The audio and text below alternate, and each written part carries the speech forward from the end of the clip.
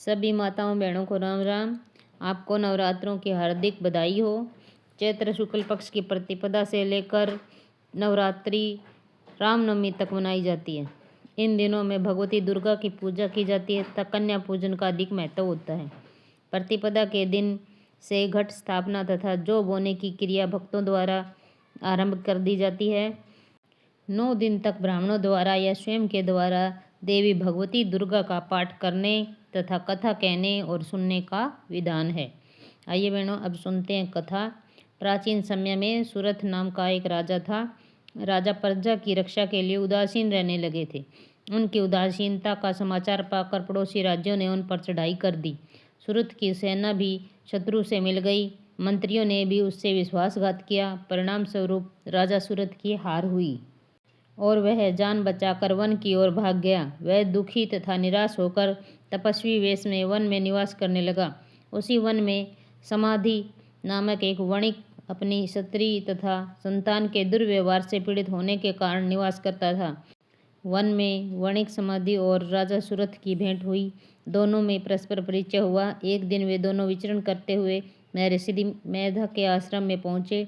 महर्षि मेधा ने उन दोनों के आने का अभिप्राय जानना चाहा तो वे दोनों बोले कि हम दोनों ही अपने अपने सगे संबंधियों द्वारा अपमानित, पीड़ित और तिरस्कृत हुए हैं। इस पर भी हमारे हृदय में उनका मोह बना हुआ है। इसका क्या अर्थ है?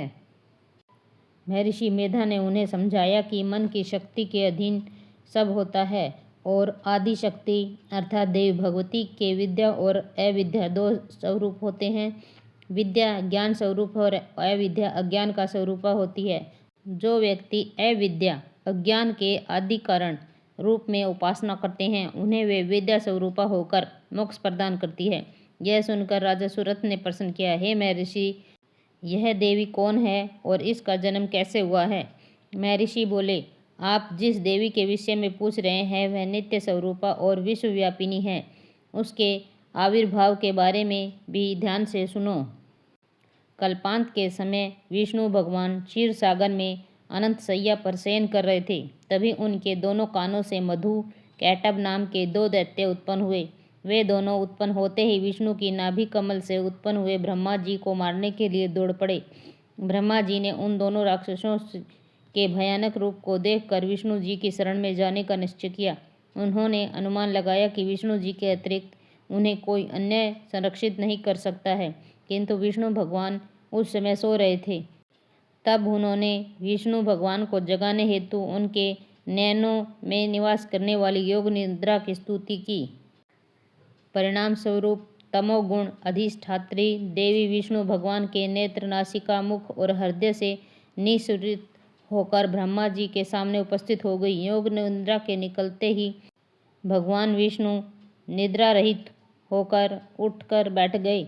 इसके पश्चात भगवान विष्णु और उन राक्षसों ने 5000 वर्षों तक घमासान युद्ध किया।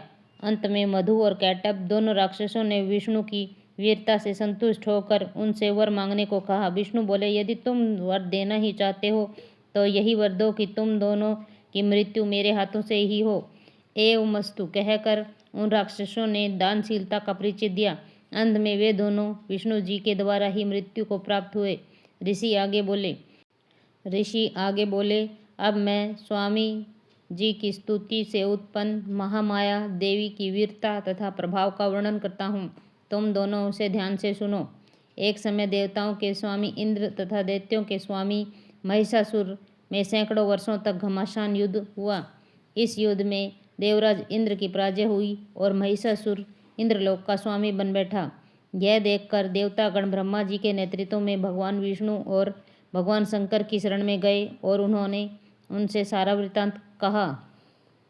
देवताओं की बातें सुनकर भगवान विष्णु तथा भगवान शंकर क्रोधित हो गए। भगवान विष्णु के मुख से तथा ब्रह्मा, शिव व इंद्र आदि के शरीर से एक तेज पुंज निकला जिससे समस्त दिशाएं जलने लगी और अंत में यही तेज पुंज एक देवी के रूप में परिणित हो गया। देवी ने सभी देवताओं से आयुध, शक्ति एवं अलंकार आदि प्राप्त करके उच्च स्वर में एक गगनभेदी अट्टहास किया जिससे तीनों लोकों में हलचल मच गई। महिषासुर क्रोधित हुआ, अपनी सेना लेकर इस सिंहनाद की ओर दौड़ा। उसने देखा कि देवी के प्रभाव से तीनों लोक आलोकित हो रहे हैं। महिषासुर ने अपना समस्त बल एवं छल आदि प्रयोग किया, किंतु उसकी देवी के सामने एक भी चाल सफल नहीं हुई और वह देवी के हाथों मारा गया। आगे चलकर यही देवी शुंभ और निशुंभ राक्षसों का वध करने के लिए गौरी देवी के शरीर में अवतरित हुई।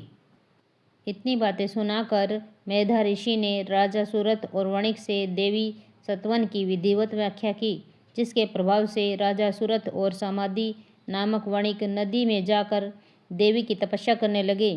3 वर्ष तक घोर तपस्या करने के बाद देवी ने प्रकट होकर उन्हें आशीर्वाद दिया। इससे वणिक संसार के मोह से मुक्त होकर आत्मचिंतन में लग गया और राजा ने शत्रुओं पर विजय प्राप्त करके अपना धन, वैभव और राज्य फिर से प्राप्त कर लिया। तो सभी माताओं बहनों को नवरात्रों की हार्दिक शुभकामनाएं और चैनल को लाइक और सब्सक्राइब कीजिए। आपका बहुत बहुत धन्यवाद। राम राम।